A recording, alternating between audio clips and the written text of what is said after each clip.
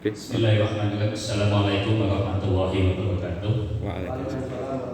Yang kami hormati Bapak Mentor kita, Bapak Sugiri. Yang kami hormati teman-temanku angkatan 4 SMP Negeri 1 Pekalongan. Pertama-tama kami akan mengucapkan terima kasih yang sebesar-besarnya. Hari ini kegiatan orientasi untuk mengingatkan selingat dalam kegiatan orientasi pengenalan dan etika instansi pemerintah bagi PPK ya, angkatan 4, yaitu mengenai bimbingan guru ilmu pengetahuan sosial peserta didik di SMP Negeri 1 Pekalongan. Lanjutkan. Bab 1 dulu tak bacakan biar ya. Bab 1 ini mengisi tentang latar belakang, tujuan, maksud, ya. Kemudian bab 2 yaitu mengenai visi misi Kabupaten Pemalang, struktur organisasi tata kerja Kabupaten Pemalang, manajemen PPK dan penilaian kinerja PPK. Kemudian bab 3 nilai dan etika OPD, yaitu 1 mengenai rencana strategis struktur organisasi tata kerja SMP Negeri 1 Pekalongan. Kemudian yang ketiga yaitu manajemen tupoksi PPK di SMP Negeri 1 Pekalongan.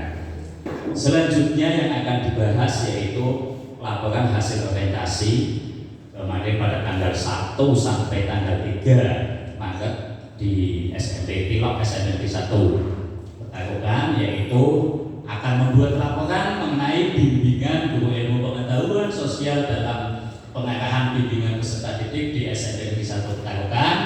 Kita mulai pada tahun pertama. Tahun pertama mengenai kegiatan bentuknya, yaitu mengenai bimbingan dan pengarahan bimbingan peserta didik di SMP Negeri 1 Pekalongan.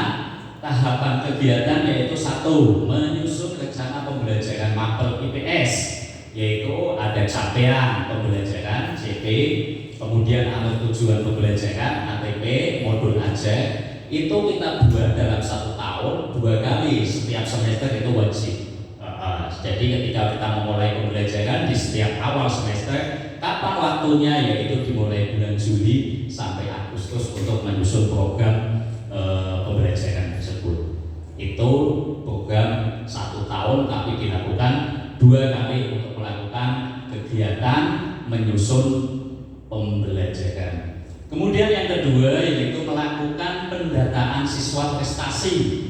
Ya, melakukan ketika kita sudah menyusun, kemudian kita masuk, kemudian memberikan materi. Sebelum memberikan materi, kita mengupayakan mengenal kepada siswa, mana siswa di absen, kemudian mana siswa. Kira-kira kalau kita dari SMP ini ada zonasi, ya, kemudian ada anak-anak yang berprestasi, kemudian di kelasnya pun juga sudah ditempatkan sesuai dengan kondisi anak-anak yang mempunyai nilai prestasi lebih tinggi dan yang mana jalur zonasi.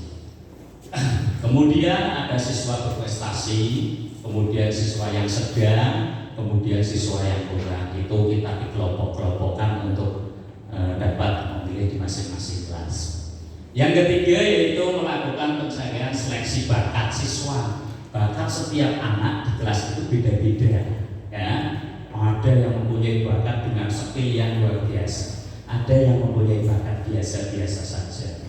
Nah itu kita kelompokkan, kita telah kepada masing-masing siswa, sehingga kita akan mengenal potensi anak tersebut arahnya mau kemana. Yang ketiga yaitu melakukan pemanduan bakat pendampingan. Setelah kita seleksi bakat tersebut, kita dampingi anak itu pinginnya kegiatan pembelajaran IPS arahnya kemana, biar lebih mengenal, biar lebih memahami. Kemudian yang kelima yaitu melakukan kegiatan penilaian, evaluasi. Nah, evaluasi bisa dalam bentuk ulangan atau ulangan lisan, tertulis, tugas, ya, terhadap siswa. Nah nanti nilai-nilai tersebut juga bisa dikelompokkan. Nilai yang tertinggi ternyata anak ini. Nah, hasilnya nanti bisa dilakukan pada poin 2. Oh ternyata betul siswa berprestasi ini. Oh siswa yang sedang itu betul ini. Siswa yang kurang itu adalah ini. Jadi nanti sesuai dengan kelompoknya. Lanjut.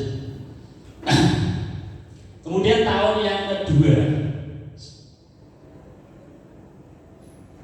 ini output ya, tadi output hasil kegiatan tahapannya ini tadi sudah tak jelaskan, yaitu dengan pendekatan dan perhatian lebih baik kepada anak, kita siswa menerangkan kepada anak lebih mudah dan bisa diterima. Kemudian pendataan siswa itu tadi disampaikan lewat PPDB ya, sudah tak sampaikan pencarian bakat, nilai tertinggi di kelas, penilaian evaluasi, kemudian bersama teman guru mater untuk mengidentifikasi, menyeleksi, menempatkan anak memiliki talenta yang potensi untuk dikembangkan. Nah, penerapan nilai akhlak, penerapan nilai akhlak ini sangat penting. Ya, ketika menilai akhlak sekarang anak-anak didik peserta didik itu harus diimbangi dengan pertama akhlak yang baik. Banyak anak-anak yang ketika kita ngomong kadang tidak ada kata krama, Pak, Beni, nah itu kan menunjukkan tidak ada etika ya. Kemudian pada tahap yang kedua pada penerapan nilai berakhlak itu ada 3. Tahap pertama penilaian nilai adjektif, ada inovasi terhadap suatu perubahan. Yang kedua ada tahap penerapan nilai akuntabel, yaitu penilaian yang valid menurut sesuai dengan kompetensi peserta didik. Dan yang ketiga yaitu pada tahap penerapan nilai kolaboratif, menggabungkan beberapa penilaian kompetensi dasar. Itu tahap-tahap penilaian ya. Ketika kita akan menilai, siswa diharapkan mampu menilai dengan adjektif, yaitu ada inovasi terhadap suatu perubahan. Kemudian yang kedua akuntabel, penilaian yang valid menurut sesuai dengan kompetensi peserta didik. Dan tahap ketiga penilaian nilai kolaboratif, menggabungkan beberapa penilaian sesuai dengan kompetensi dasar. Lanjut Pak. Itu program yang pertama, tahun pertama. Kemudian tahun yang kedua, di tahun 2004 bentuk kegiatannya mengelompokkan siswa menjadi potensi yang dimiliki.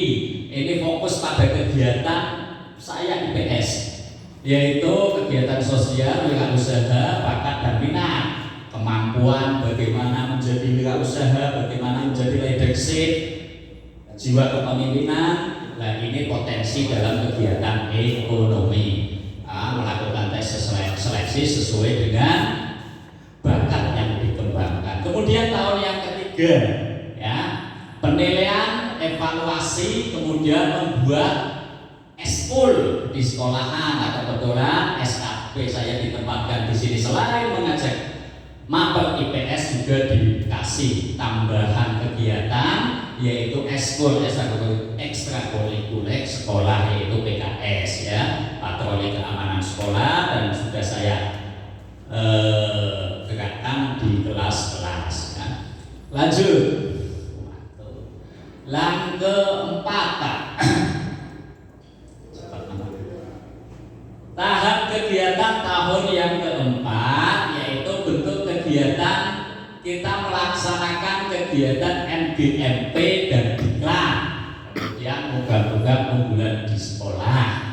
Tahap kegiatannya 1. Melakukan identifikasi peminatan anak di masing-masing kelas, mengikuti perlombaan tingkat pelajar, melakukan studi banding atau melakukan kegiatan studi banding ke sekolah lain ya. Itu program tahun keempat. Kemudian langsung tahun kelima yaitu penguatan proyek profil pelajar Pancasila atau P5. Itu tahap kegiatannya yaitu 1. Bisa menerapkan nilai-nilai pelajar Pancasila. Kemarin sudah dilaksanakan dengan modul Suara Merdeka. Itu apa? Tujuannya bisa anak-anak mampu mempunyai jiwa demokrasi dalam berpolitik. Demokrasi dalam berpolitik itu dilakukan di sekolah, kemudian hasil nyatanya adalah pemilihan Pilketos atau pemilihan ketua OSIS di SMP Negeri 1 Petarukan. Kemudian modul yang kedua yaitu mengenai kewirausahaan atau jiwa entrepreneurship, yaitu jiwa kewirausahaan. Nah, jiwa kewirausahaan ini kegiatan ekonomi yang dampaknya adalah pada kegiatan anak-anak tersebut mampu untuk melakukan kegiatan usaha ya. Contohnya kemarin sudah dilaksanakan pada pameran atau basar di situ. itu merupakan jiwa wirausaha. Itu memang ditumbuh kembangkan sejak anak, ya, biar nanti ada potensi ketika sudah dewasa, sudah mampu untuk melakukan kegiatan berwirausaha. Kemudian yang terakhir adalah mengevaluasi kegiatan. Nah, evaluasi kegiatan sangat penting, ya. Itu yang bisa saya sampaikan dari tahun program pertama sampai tahun kelima. Wah, cukup sekian. Akhir kata ada wabillahi taufiq wal hidayah. Assalamualaikum warahmatullahi wabarakatuh. Waalaikumsalam. Terima kasih atas pemaparannya dari Sohibul Yaman yang mengambil judul meningkatkan daya saing kualitas pelayanan publik dan penyelenggaraan pemerintahan yang baik, ya, yang diterapkan dalam bentuk pelayanan pada masyarakat, yaitu mengajar ilmu pengetahuan sosial BCP 1 terapkan. Perlu kami kritisi sedikit, ya, di dalam penyampaian pemaparan tadi, ya, ini rencana kerja yang tertuang di dalam laporan ini, ya, ini mulai dari yang nomor 1 menyusun perencanaan, yang kedua melaksanakan pembelajaran, yang ketiga evaluasi, kemudian mengikuti kegiatan MPOP, yang keempat, yang kelima mengikuti, yang keenam penguatan proyek profil pelajar Pancasila, ya, tadi sudah dijelaskan di mana tadi ada beberapa tahap tertentu yang diterapkan pada tahun pertama sampai dengan tahun kelima. Mungkin untuk revisi ini nanti dijelaskan titik berat di penulisan ini. Tahun pertama sudah jelas dijabarkan, nanti titik berat yang kedua, tahun yang kedua perlu ditegaskan sampai dengan tahun yang kelima. Ini karena di sini belum ada. Nah, kemudian bentuk pertanyaan yang pertama saya ambil dari paparan tadi, ya. Di samping saudara ini menampung mata pelajaran IPS, ada tupoksi yang diberikan lagi, yaitu pemegang ekstrakurikuler. Nah, coba program di ekstrakurikuler, ya, yang panjenengan menjadi tupoksinya apa yang atau akan atau barangkali sudah yang dilakukan dalam berkaitan dengan ekstrakurikuler programnya apa?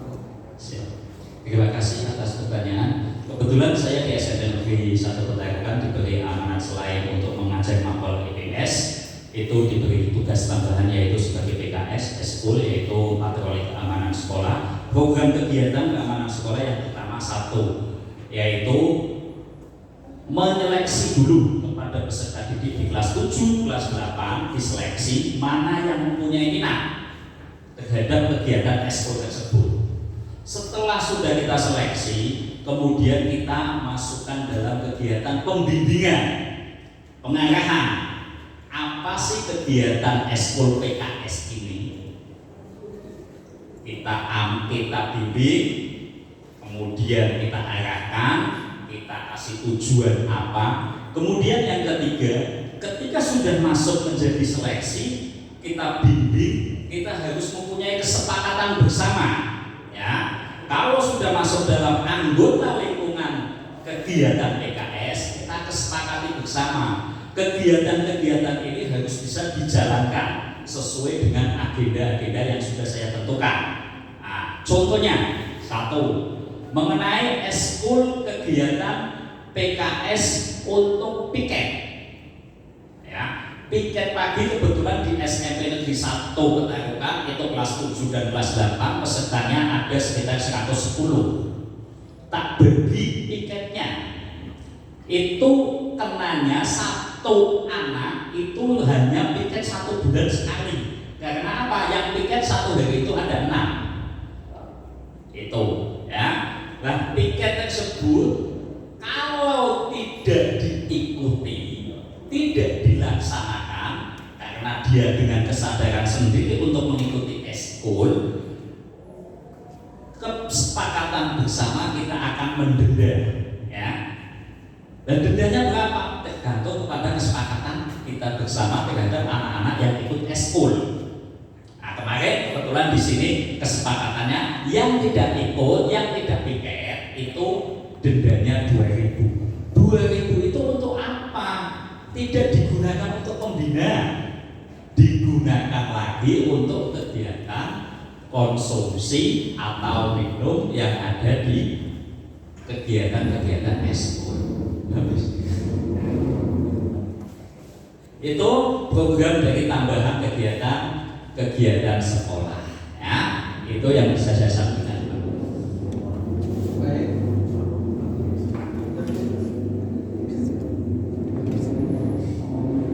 Oke, terima kasih atas pemaparannya. Tepuk tangan untuk Pak Yaman. Demikian